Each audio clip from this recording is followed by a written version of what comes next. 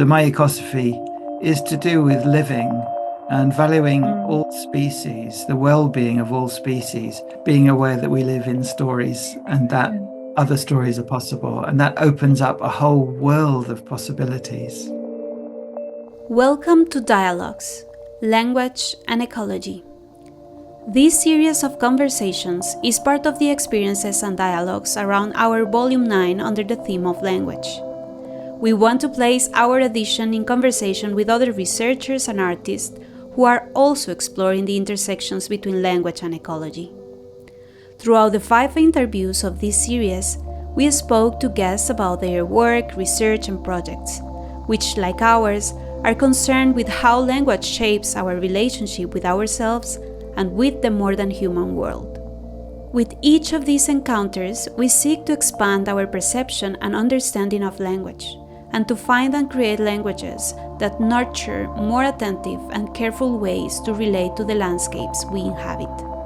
Our guest for this conversation is Arran Stibbe, a professor of ecological linguistics at the University of Gloucestershire. His research and teaching combines his academic background in both linguistics and human ecology.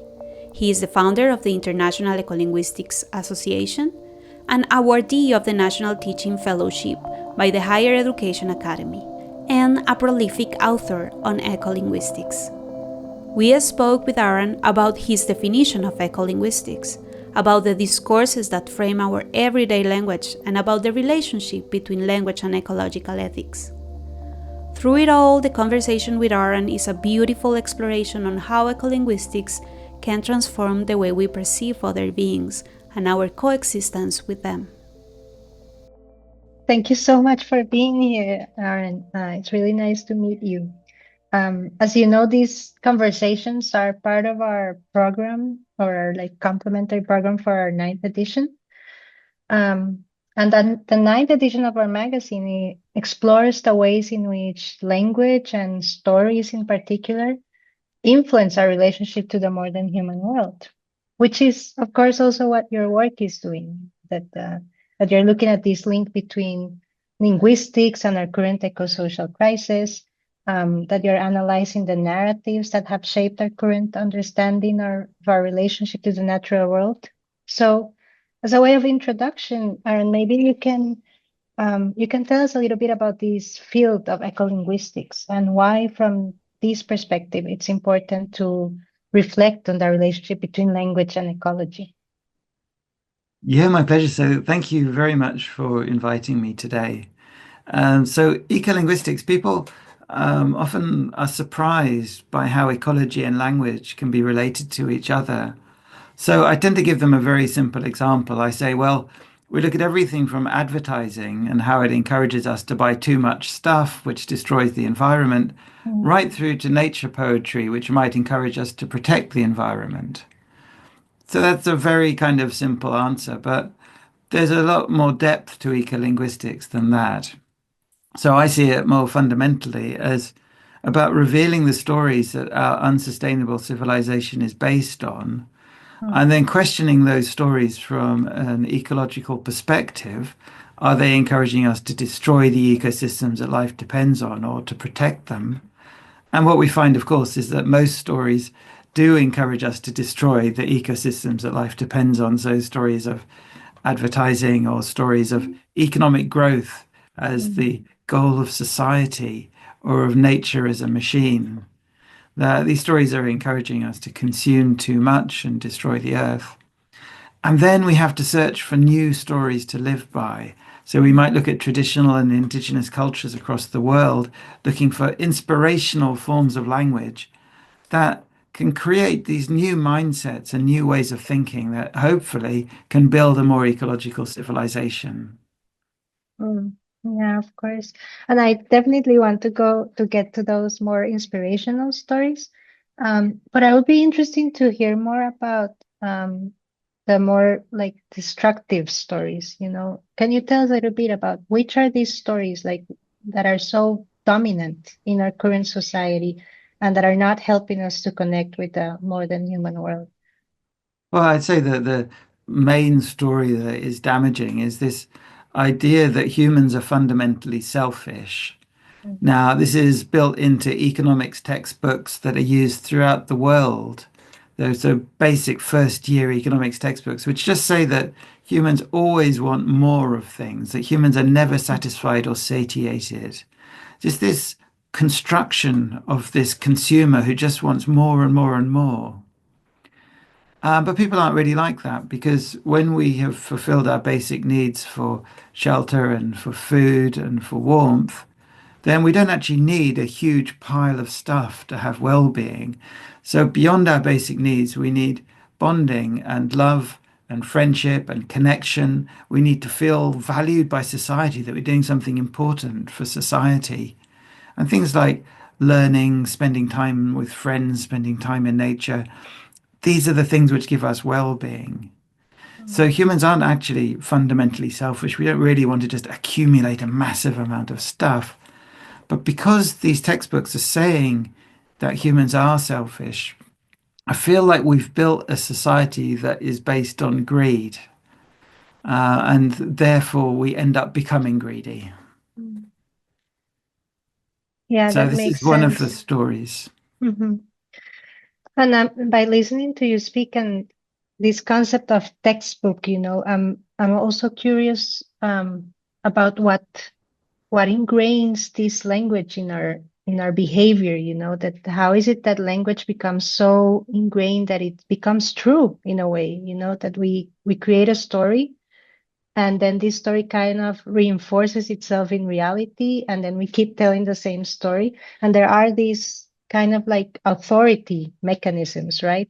You were mentioning some before, like the textbook and the advertising, but it's also through national discourses or even through like the even fairy tales. I can think the ones that you get to repeat and tell again, so um maybe you can speak about this from the perspective of linguistics, like how is it that language becomes behavior in a way. Yeah, certainly. So I would say that the concept of discourse is useful. So discourse is a form of language which is appearing to just describe an area of life, but in fact it is constructing the area of life. So a lot of the things in our everyday life don't really exist. Mm, So something like a marriage. So a marriage just arises through words. There's nothing physical there. Something like a degree, whether you have a master's degree or a PhD, this is just words. It's just on a piece of paper. It doesn't actually exist. A university doesn't exist. A company doesn't exist. It's all in the world of social constructions that are mm, constructed through words. And discourses are things which bring these constructions into being.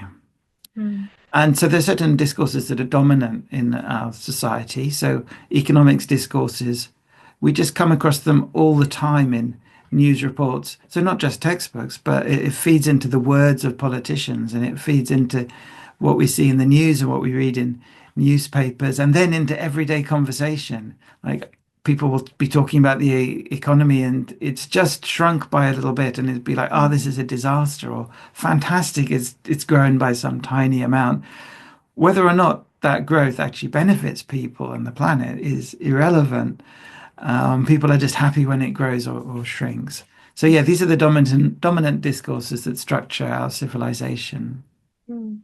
It's so interesting, and I think this is something that we also try to explore through our edition, that language is almost like this contract where we agree what can be real and what is possible, right? Like the language gives us this structure, as you were saying, that if it's in language and we can put words to it, then we can actually create it, and live by it, as you say. Yeah, and we have these cognitive structures in our minds which are structuring the way we see the world. But what I find interesting is that they're not just in the minds of individual people. These Mm, structures are spread across the whole society. So they exist across everyone's minds. Like mm, in the UK, we have this concept that we have a king. So, like, one person is a king. Now, this person is just an ordinary person. There's nothing about them which makes them a king, except mm, for this story that is spread across many people's minds. And you can't like opt in and opt out of these stories. So I could say he's not king. I don't believe he's king anymore, but that doesn't stop him from being king. Mhm. So discourses only change when a very large number of people question the reality and deny the reality of the discourse, and then it can change. Yes, of course, it takes, and it's gradually, right? It can happen from one day to the next. I think that's the other thing that it's good to remember, that language is evolving all the time, right? And it's not that it changes from one second to the other, but that it actually takes, I want to say like practice, that we have to put language into practice in a way, and into these analysis that you do, that we are a little bit more critical of the language that we're using and what kind of reality it is structuring, right? But I Yeah. also So want to, please go ahead. yeah. So yes, I agree with that completely. And one way to think about this is a discursive struggle.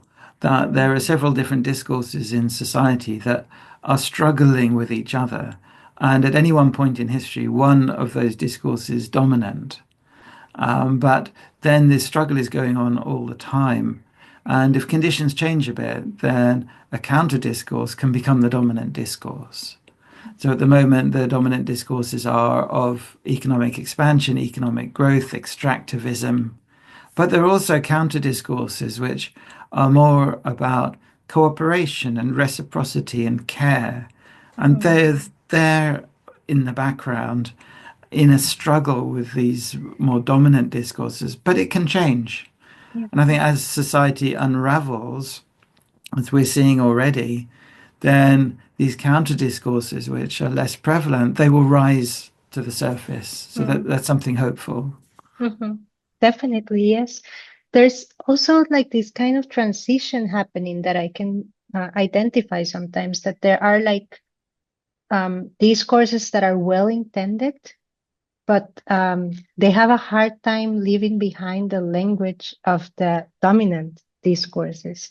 I don't know if I'm being clear, but in the sense that I can still feel a lot of these economic growth dominance in language that is already trying to protect nature, so to speak.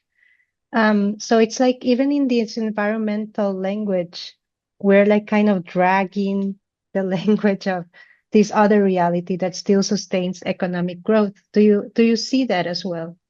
Oh, absolutely. So if you look at something like the Sustainable Development Goals, Mhm. then instead of talking about alternatives to economic growth, it talks about sustained and sustainable economic growth. Mhm. So in fact, what the Sustainable Development Goals do is they take all of the problematic aspects of our society, like industrialization and technology and agriculture and economic growth, and then it just puts the word sustainable in front of it. So we have sustainable innovation, sustainable industrialization, sustainable agriculture, and of course, sustainable development and sustainable economic growth. So what it's not doing is creating new stories. It's the same story with the word sustainable in front of it, which doesn't make it sustainable. And there's a kind of a reluctance in any of the ecological discourses to say that anyone anywhere needs to consume less. Mm. So there is no way that the rich can continue getting richer and everyone can be raised out of poverty Mhm. while we still have a planet. That is just impossible. But environmental discourses will say, yeah, we just have to have efficiency and we've got to just substitute, fossil fuels for electrics. And somehow we're going to square this circle, but it can't happen. Yeah. Somebody somewhere has to consume less or we can't continue. And I guess this is the kind of questioning that we can do to words, right? Because you're putting this emphasis on sustainable, and then we can ask this word, what is it sustaining, right? What is it that the sustainable applies to? It's not sustaining the web of life. It's not sustaining, the ecosystem. It's sustaining a certain way of doing things within the constraints of this new ecological reality, which of course it's not new, but that we're like bringing into conscience, right, through language. So I guess we can speak a little bit about that, about what is it that what's hidden in language, because I know that when we analyze discourse, we're not just looking at what's tangible and the words that are there. We're looking at what's behind the words, as you were saying. So I'm just curious, like when you are doing like when you're looking into language as an ecolinguist, like what is it that you're looking at in the words or in the images? How is your work? How do you do your work in a way? Well, yeah, certainly. So, well, one of the things we look at is erasure. Mm, So, certain important things that are out there in the world are erased in discourse. So, I might analyze environmental reports and find that animals and plants and forests and rivers and oceans are just not there. They've been erased. And in their place is natural capital, marine resources, terrestrial resources, commodities. So that is one of the questions we ask when we do an eco-linguistic analysis is what important things that are out there in the world that should be mentioned are missing mhm, in some way or have been distorted. mm, So that's one of the questions. But there's of course there's many more. And the key thing really is about our own value system, our own mhm, ecosophy is what I call it. So an ecosophy is an ecological philosophy. It's your idea of the ideal relationships between humans, animals, plants, forests, and rivers. So my ecosophy is to do with living and valuing mm, all species, the well-being of all species, not just now, but also into the future. And if the well-being of species is going to be going into the future, then we have to reduce consumption because we need to stay within environmental limits. mm, And if we're reducing consumption, then that means that we have to also think about social justice. Who is going to be reducing consumption? Well, people in poverty need to increase their consumption. So that means people who have excessive consumption, far excessive consumption, need to massively reduce their consumption. So this is like a value system, it's my ecosophy, and I mm, use that to judge discourses against. So if I'm analyzing an environmental report, then I will look at does it encourage people to consume less? mm, Does it represent all species in ways that make you respect and care about them? mm, So that's basically how I do it. And then there's a whole toolbox of things that we can look at. We can mm, look at metaphors and nominalizations and pronoun use, mm, transitivity structures, agency. There's masses of things that we can look at. And mm, narrative structure, of course. mm. I can like everything that you're saying resonates so much with the work that we're trying to do at Wimblu, which is how to create stories with this kind of ethical stand, that the non-human world has agency and has their own world and have their own trajectories, that they're not just the background to human adventures, and they're not just metaphors for what humans are feeling, but how to create narratives that actually um, give this complexity, to the natural world so that we can see them as equals, right? And, as we've been speaking, it's so important and relevant to analyze language from this critical point of view of how is it sustaining, let's say, like the old paradigm of destruction. But it's also good to know how stories can do the opposite, right? Like you were saying at the beginning, that we can create new stories and language can evolve to give us new structures and new realities. And your work as a researcher has done that a lot, to explore ways in which language, stories, discourses, that they can build bridges and strengthen this relationship with the more than human world. And I would say not just strengthen it, but actually change it, transform it into this caring, reciprocal relationship. So could you tell us a little bit about what you found in your research? What are these ways that we could move into new narratives?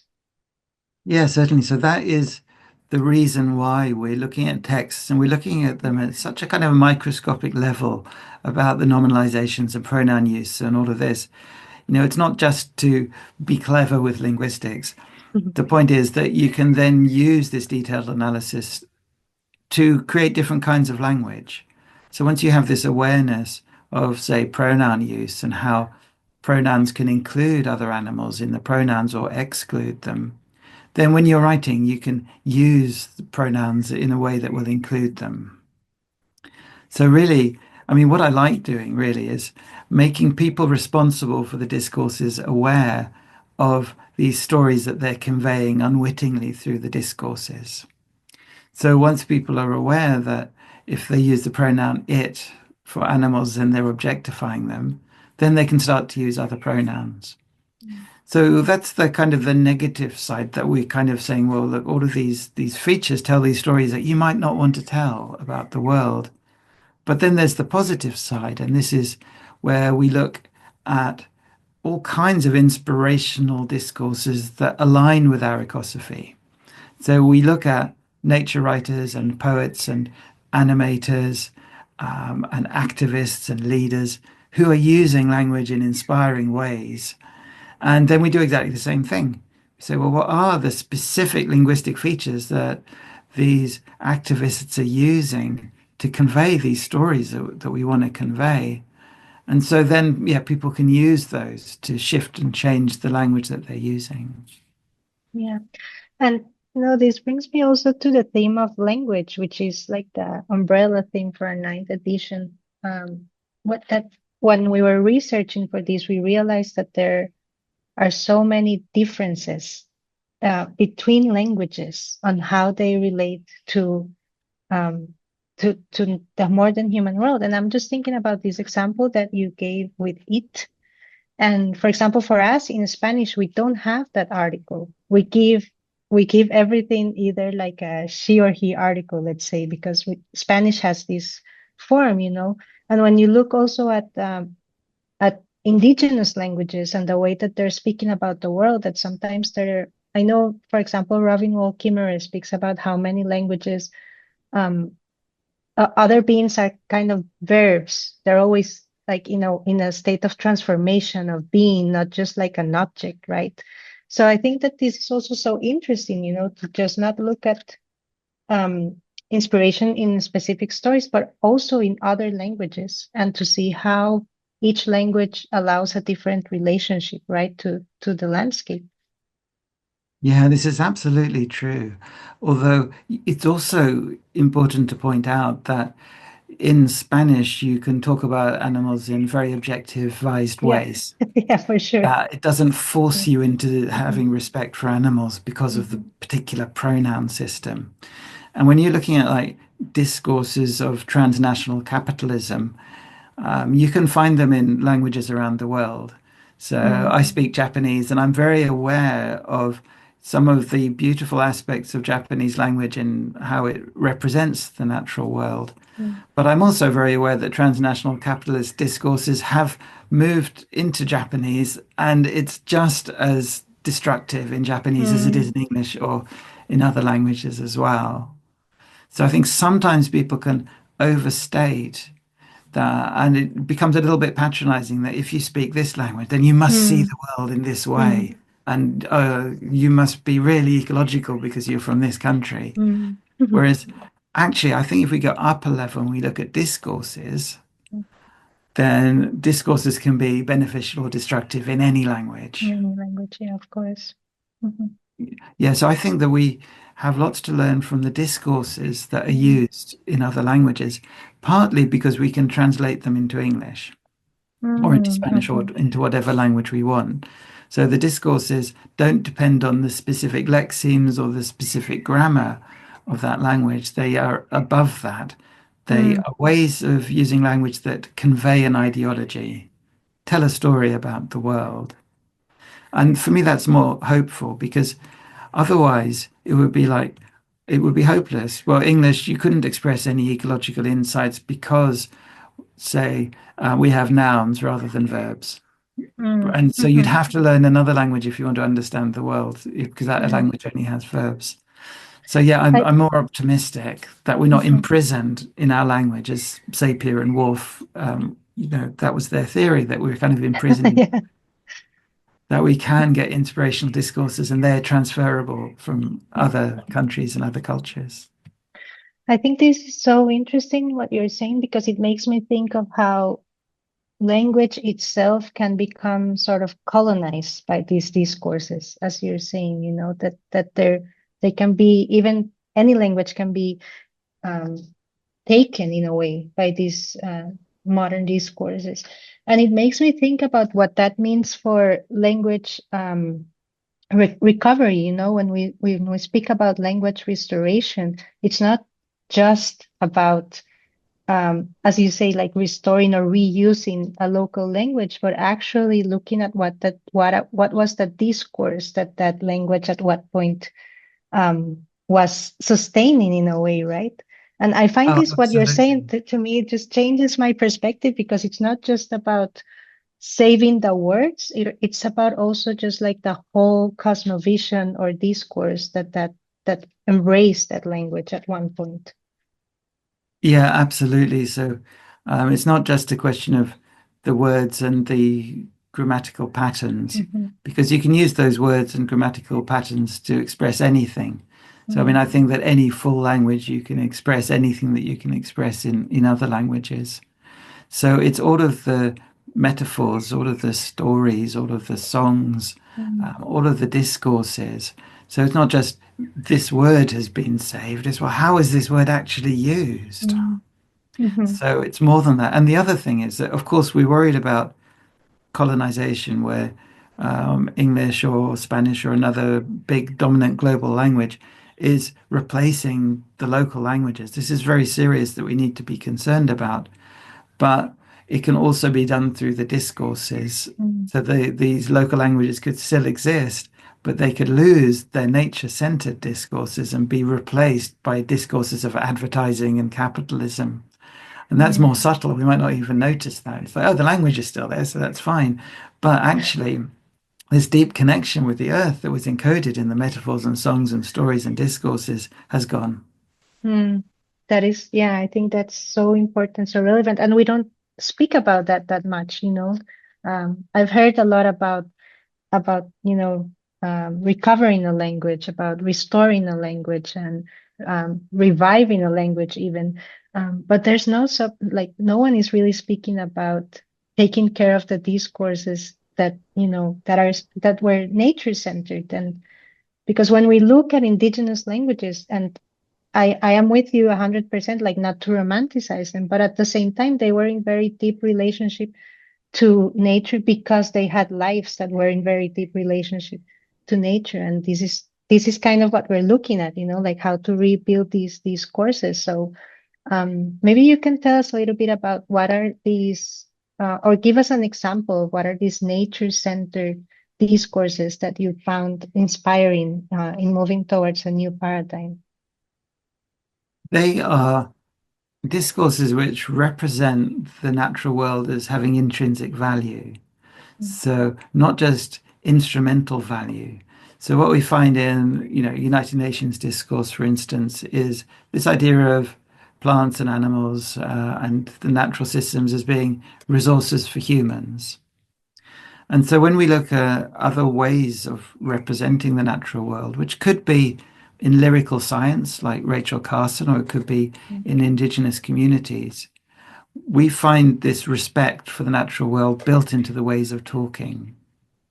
One aspect of that is agency.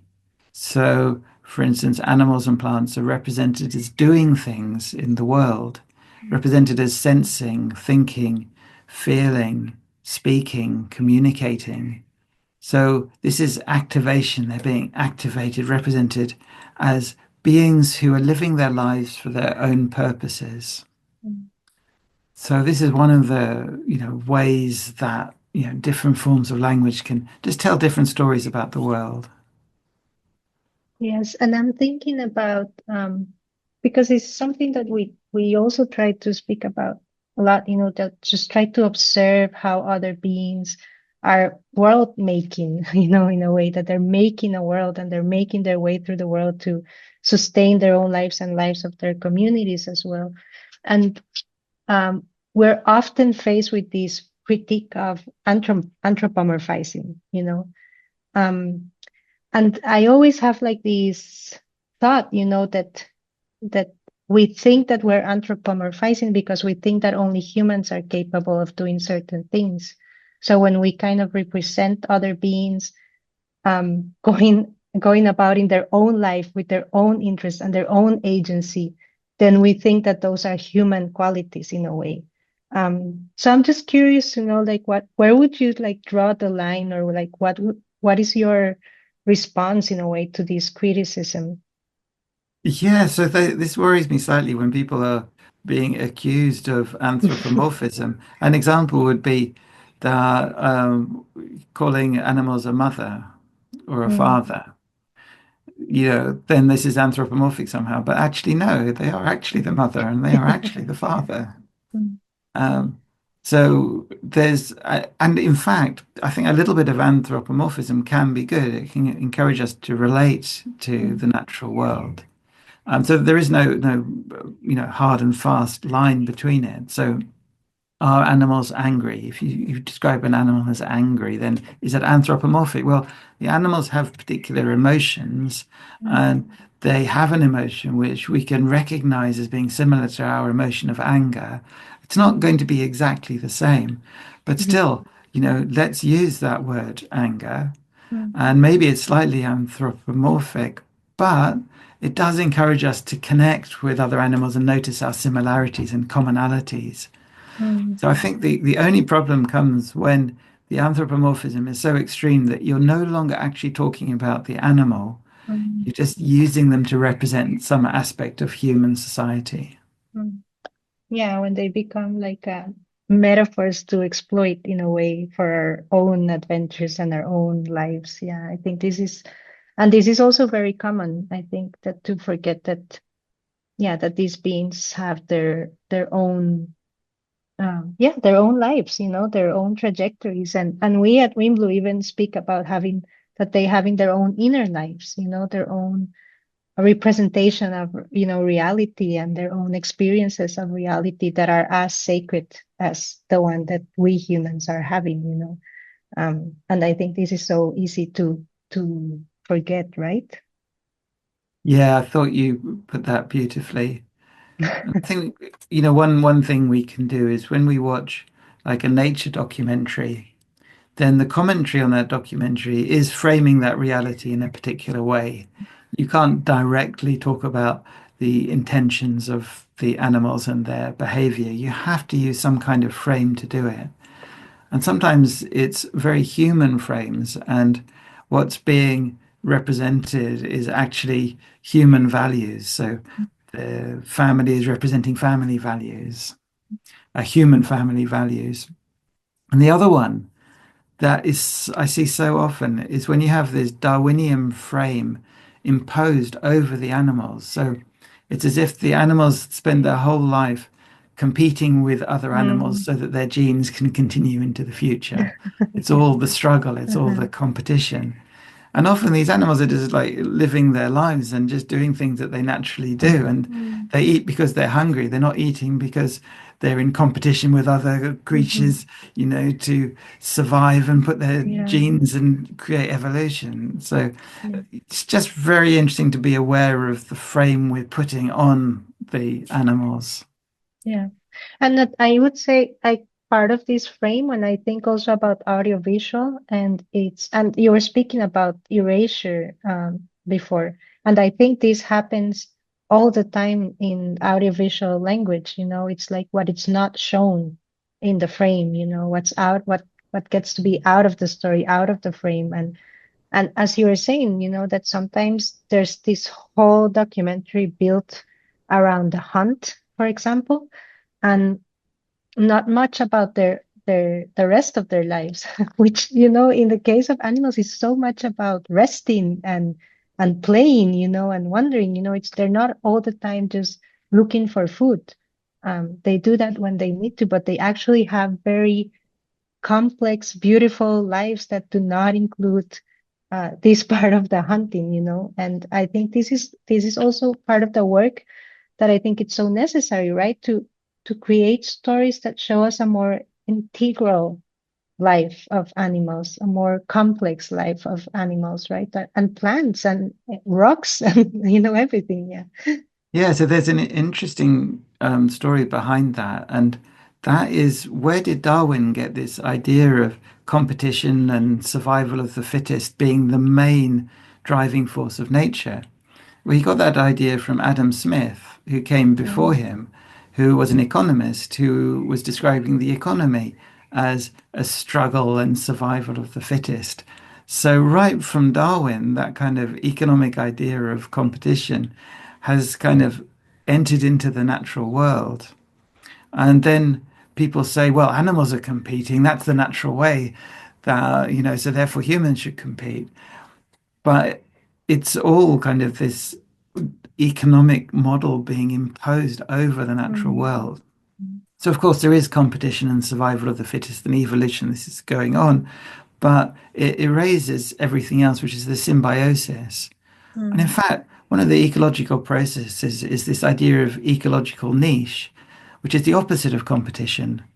That if there's a gap, if there's no particular animals eating this particular plant, then some animal will fill that gap and start to eat that plant. mm. And that is very cooperative.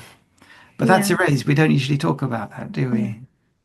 And it's diversity as well. I think I was once given this very nice definition of competition by a biologist that had to do with creating diversity. So actually that you didn't need to compete. And I wonder, when I think about the discourses that we're living by, it's so standardized. This globalization has us all living under the same story, right? And I think it's not just about finding a new story, but how do we open up to a plurality of stories, right? That we can have Oh, different yes. stories. Yeah. Yeah, absolutely. So when I talk about the stories we live by, I tend to mean the stories we live by in industrial Hmm. civilizations. Hmm. And these are the dominant stories that have spread around the world. But when we look at the stories we could live by, then they're multiple. There's Hmm. many, many stories. And in fact, one of the biggest problems is that there is just one dominant story, Hmm. the homogenization of stories. So perhaps the story of competition, say, perhaps that could be useful in encouraging people to work hard and to like get up in the morning. And maybe this story of competition could be quite useful.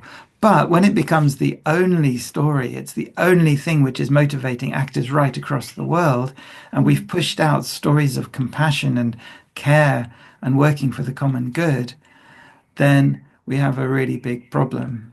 Hmm.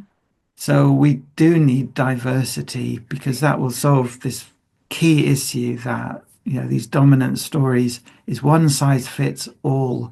And we live in a vastly complex world where there's many different cultures and many different ecosystems. And so we do need this plurality of stories. Yeah, I think this is so important at the moment. And again, when I see a lot of environmental activists, and I know that intentions are good, but sometimes I feel that there's this emphasis on a news story, like in this singular, and it's so important again to look at language and how do we bring this plurality into the way that we're speaking, into not just creating a new world, but creating new worlds, or new ways of relating, not just one, but just a plural one.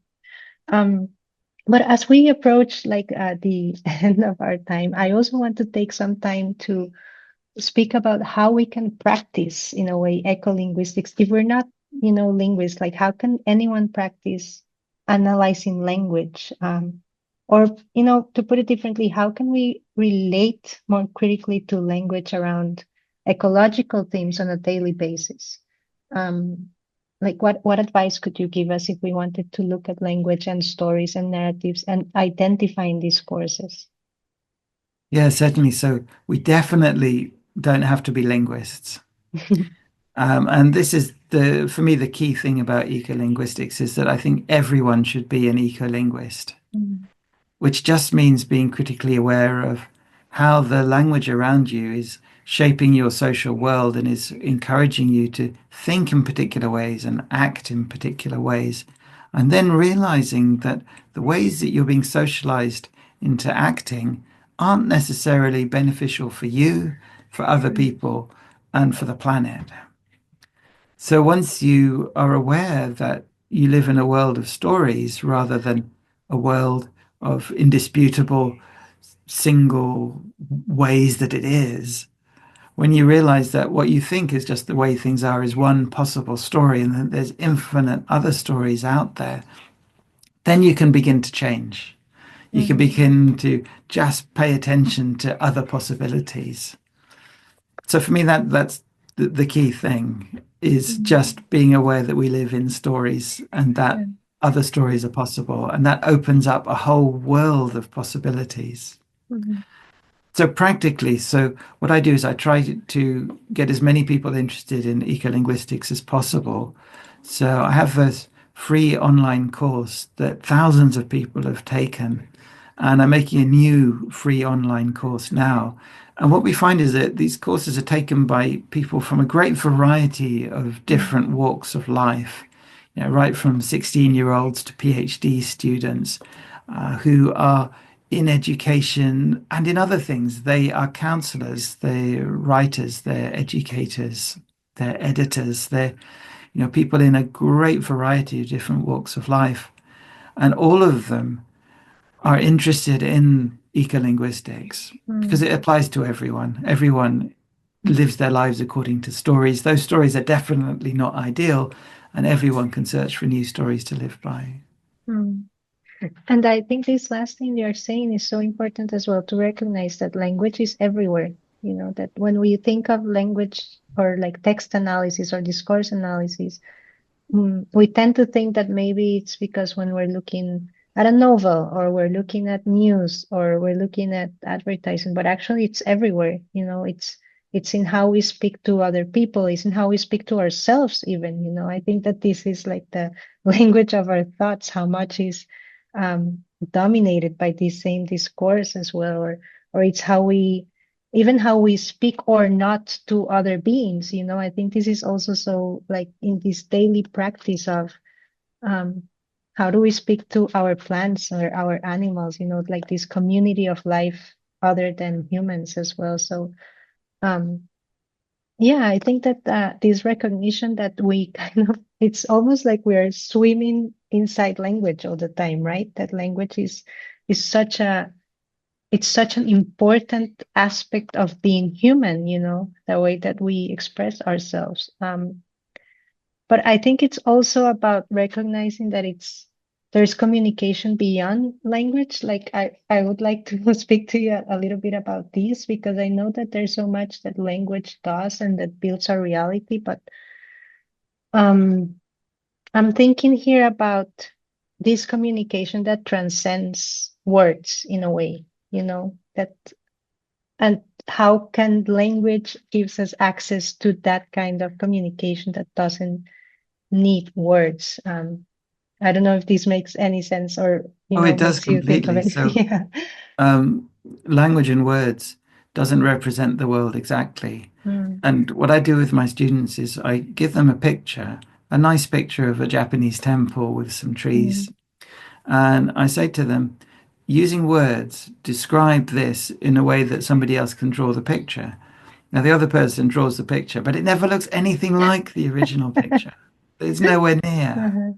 And so it just shows how words are very poor at describing reality. They're very, very limited.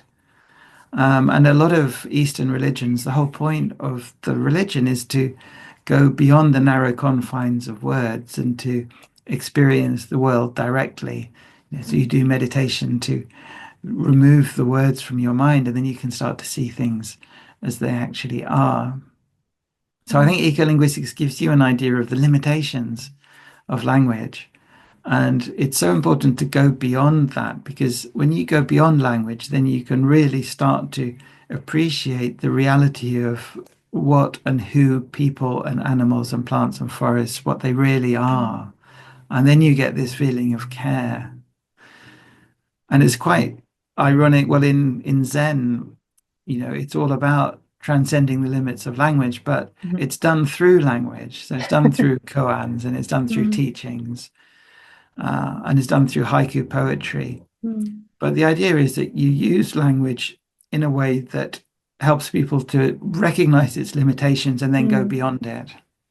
So something like haiku poetry, it's only like 17 syllables. It's a very simple representation of this complex reality out there.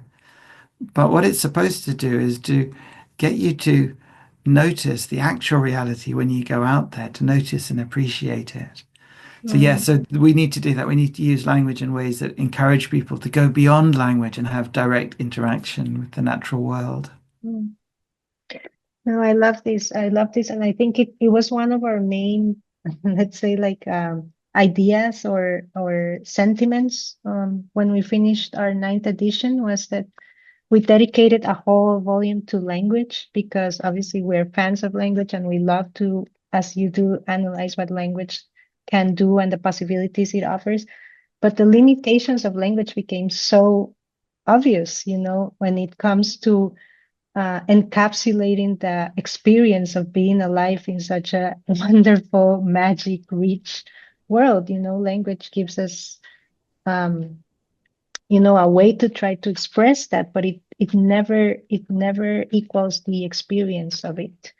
And I think that in a way, when I think of spirituality, it has to do with this realm that cannot really be translated into words, and that I think sometimes poetry does such like it gets close, right? But precisely because poetry is not trying to define what's what, but actually open up language, right? That it's open in that way. So I love what you're getting at, that this, how do we get language to actually put us in direct experience rather than give us a description or an explanation of what reality must be, right?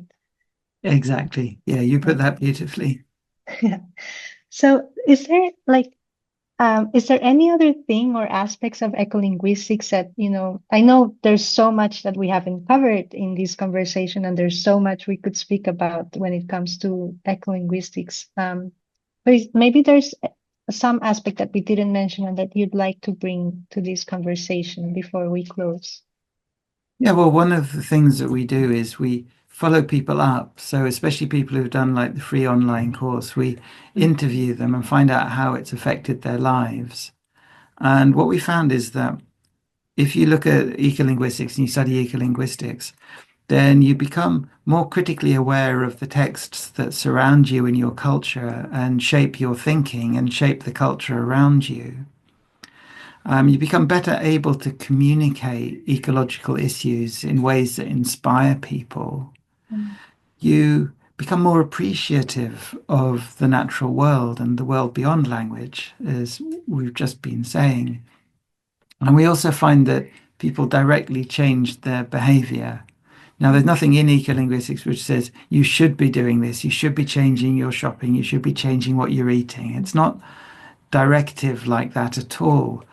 But people change themselves when they realize that these dominant stories are not benefiting them or the world, and they do actually change their behavior, what they eat, where they shop, changing their work. So incorporating sustainability into their work. Yeah, that's amazing. That's amazing how language can translate into actual behavior transformation and transformation of relationships. And if I may add, I think that for me as well, looking at language like this and through the work that we do at Wimblu, it has given me so much confidence to say things that I know that within that these courses that we live sound ridiculous, defending the life of insects or, palm trees or, a lot of things that people would consider that are just things that you don't have to worry about. But once you start to see them different, you don't feel so.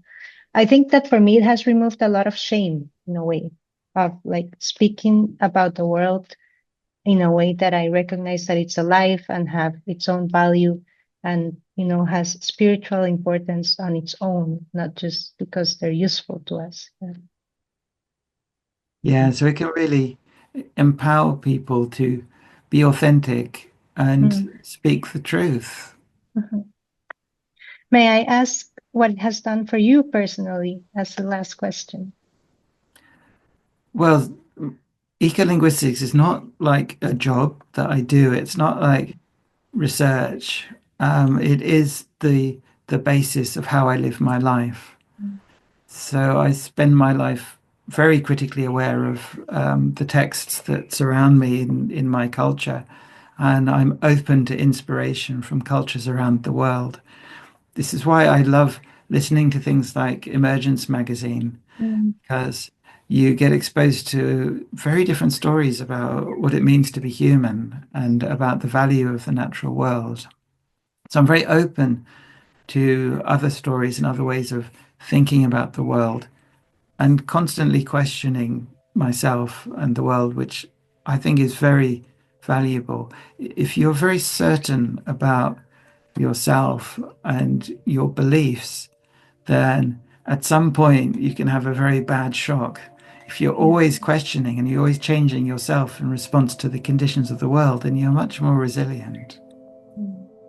So yeah, That's ecolinguistics beautiful. has given me that sense of resilience, and it helped me to find things which give genuine joy rather than just accepting that the stories that the society tells me about what will give me joy. So I don't spend my time trying to get a big car or trying to get a pile of stuff.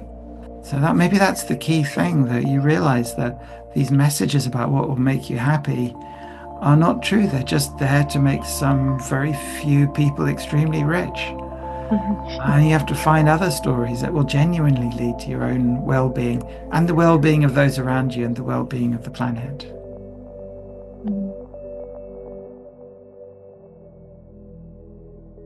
Our conversations about language and ecology are spaces to expand our perception and understanding of language, and how it shapes our relationship with ourselves and the more than human world. If you resonate with our content and see the importance of keeping it open and free, consider supporting our project by joining our Patreon community, where you will have access to exclusive content. You can also support us with a donation through PayPal, or if you are in the United States, you can also make a tax-deductible donation through our fiscal sponsor, the International Documentary Association. Wimblu is a creative documentary studio that creates and publishes non-fiction stories that restore our sense of belonging and connection to the Earth. You can follow our work by subscribing to our newsletter and our YouTube channel, or by following on social media. Thanks for listening.